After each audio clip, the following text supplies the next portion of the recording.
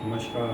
जय माँ शेरावाली। मित्रों, मैं डॉक्टर अश्विनी संजीवनी आश्रम से आपके समक्ष आज सभी मित्रों के, मिलने वालों के और जिन लोगों को मैंने सुझाव दिए उनके बहुत अनुरोध के बाद मैं आज दोबारा सोशल मीडिया में आया हूँ। आपके समक्ष इस कोरोना संकट काल में मैं कुछ समाधान रख रहा हूँ। दोस्तों, मैं डॉक्टर अश्विनी रहस्यमय एवं पराविज्ञानी एवं 5 पीढ़ियों से ज्योतिष की पराविद्याओं एवं गुप्त विद्याओं के द्वारा इस उपचारात्मक पक्ष को आपके समक्ष इस वीडियो के माध्यम से रख रहा हूँ। अगर मेरा वीडियो आप लोगों को पसंद आए तो कृपया सब्सक्राइब करें। दोस्तों, आज मैं बात करता हूँ ज्योतिष परिवेश की। तो ज्योतिष परिवेश में देखें तो 5 नवंबर 2019 को शनि के धनु राशि में और केतु के धनु राशि में रहने के गोचर के बाद कोरोना की शुरुआत वहीं से हो गई थी, जिसकी हमें इफेक्टिवनेस 24 जनवरी 2020 को शनि के मकर में जाने के कारण मिली। शनि केतु व गुरु की मिथुन राशि में उपस्थिति व राहु के वहाँ पर रहने के कारण इसने संक्रमण काल को पूरे विश्व में काफ़ी युद्ध स्तर पर बढ़ा दिया और विश्व त्राही त्राही कर बैठा। 22 मार्च 2020 को मंगल के मकर राशि में प्रवेश के बाद ये और तीव्रतर हो गया। तो दोस्तों, अब मुझे, क्योंकि प्राच्य विद्याओं के बावजूद हर व्यक्ति का ये कर्तव्य है कि अपने देश के लिए, मातृ ऋण के लिए, अपनी इस मातृभूमि के ऋण के लिए मैं इस समाधान के रूप में आप लोगों के सामने कुछ चीज़ें रख रहा हूँ, जिसको अपनाएं और बिल्कुल चिंता ना करें। अब ये कोरोना आपका कुछ नहीं कर पाएगा। दोस्तों, पहला प्रिडिक्शन मेरा डॉक्टर अश्विनी की तरफ से यह है, महामाई के आशीर्वाद से, गणपति के आशीर्वाद से 3 जून 2020 के बाद ये कोरोना बीमारी का ग्राफ बहुत तेज़ी से नीचे गिर जाएगा एवं 90 दिन के अंदर इस बीमारी का वैक्सीनेशन यानी टीका भी आप लोगों के समक्ष सामने होगा। कोरोना, जिसमें लोगों को बहुत ज्योतिषियों कहना है कोरोना दोबारा आएगा, भारत में ऐसा नहीं होगा। ये देवभूमि है, यहाँ पे देवताओं का आशीर्वाद है, कोरोना दोबारा भारत में नहीं लौटेगा। दूसरी चीज़ ये है, 29 सितंबर, दूसरा प्रेडिक्शन 29 सितंबर 2020 को कोरोना का मुक्ति दिवस भारत में मनाया जाएगा। ये चीज़ मैं दोबारा रिपीट कर रहा हूँ, 29 सितंबर 2020 को कोरोना मुक्ति दिवस के रूप में भारत में मनाया जाएगा। तो दोस्तों, सबसे पहले हम यहाँ पे जागरूक होते हैं कि बीमारी आई कहाँ से है। ये बीमारी आई है चमगादड़ों से। जिनके पैर कमज़ोर होते हैं, अर्थात जो कम चलेंगे, उनका इम्यून सिस्टम डाउन होगा, गिरा हुआ होगा। चमगादड़ दिन की अपेक्षा गोधूली के बाद सक्रिय होते हैं, अर्थात जिन लोगों की दिनचर्या खराब है, जो लेट उठते हैं और लेट सोते हैं, उनके लिए ये परेशानी पैदा करेगा। क्योंकि चमगादड़ सोने पे, आप ये जानिए कि चमगादड़ के सोने पे उसके दिल की गति 18 बार प्रति मिनट की होती है और जागने पे वही उसके दिल की हार्ट बीट 880 बार प्रति मिनट तक पहुंच जाती है। तो ऐसे लोग जो बीपी से ग्रसित हैं, जिनके पैर कमजोर हैं, अर्थात इम्यून सिस्टम डाउन है और वो डायबिटीज़ के पेशेंट हैं या मंगल से अस्थमा के कारण पीड़ित हैं, तो ऐसे लोग अपनी दिनचर्या बदलें। कुछ नहीं करना है, जल्दी सोइए, जल्दी उठिए, कोरोना वैसे ही आपका द्वार छोड़ देगा। दूसरा, अब उपचारात्मक पक्ष की बात करते हैं।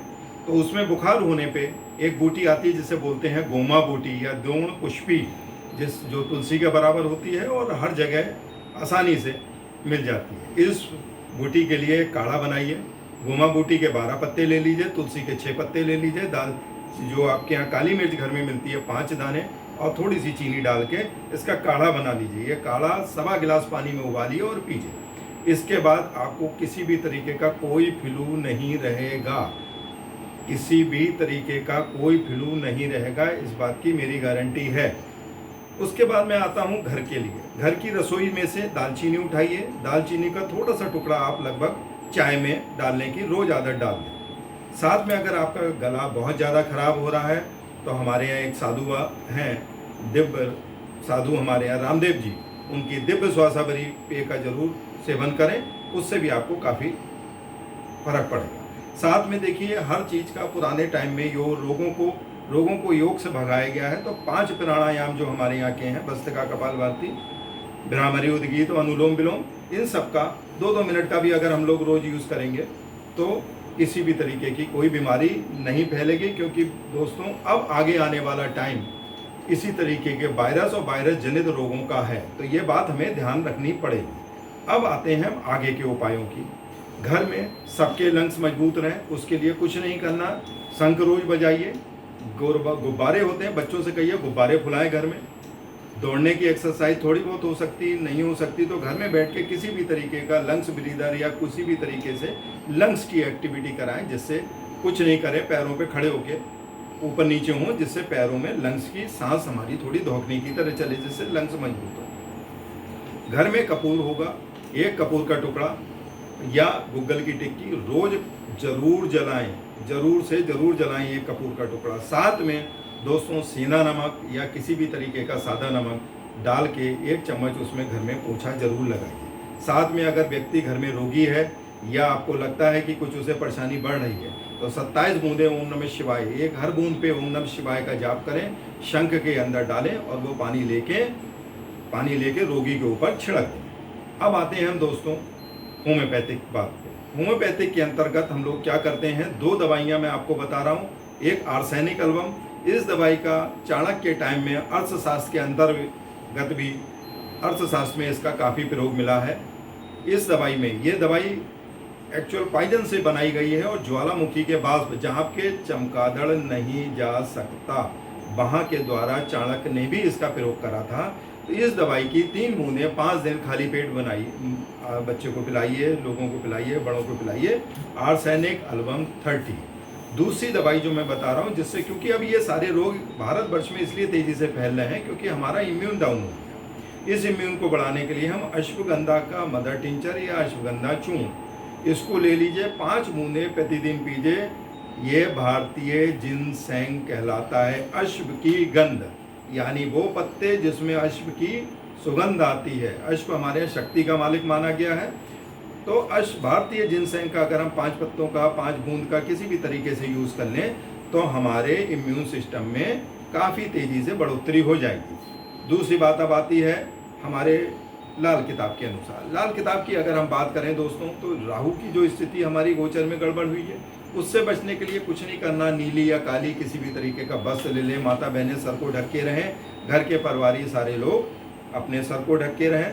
शनि के लिए देखिए, शनि इस टाइम क्रुद्ध अवस्था में है, इसीलिए शनि ने क्या करा है कि शनि जेल का मालिक है, सारे लोगों को जेल में कर दिया। यानी क्योंकि घर एक मंदिर माना गया है हमारे यहाँ वेदों में, तो सारे लोग सिर्फ घर के अंदर ही से, मैं घर से बाहर आप जाते हैं तो आप मान लीजिए आप जेल में पहुंच रहे हैं, यानी अस्पताल की आपकी तैयारी हो रही है। तो उसके लिए सबसे बढ़िया तरीका है, अगर शनि का ज़्यादा से ज़्यादा संभव हो सके, अगर पॉसिबल हो आपके पास, तो 10 लोगों का, 10 का अंक सूर्यांक मान लीजिए, 10 लोगों का किसी भी गरीब को कच्चा या पक्का खाना आप दान करिए।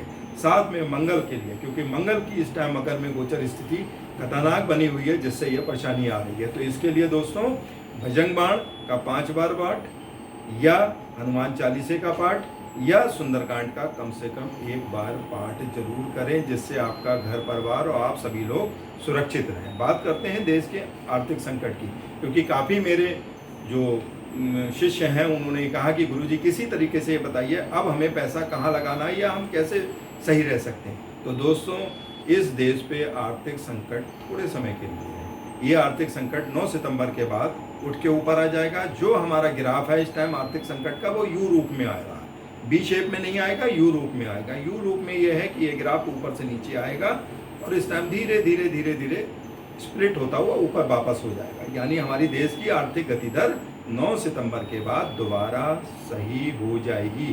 तो दोस्तों एक बार ये उपायों को अपनाइए और फिर अपने गुरुजी को आज्ञा दें। इसी के साथ जय माता दी। आप अगर करेंगे तो मैं अगले आपको यूट्यूब प्रसारण में कुछ और अच्छी नॉलेज की बातें आपको बताऊंगा। धन्यवाद के साथ जय माता, जय माता।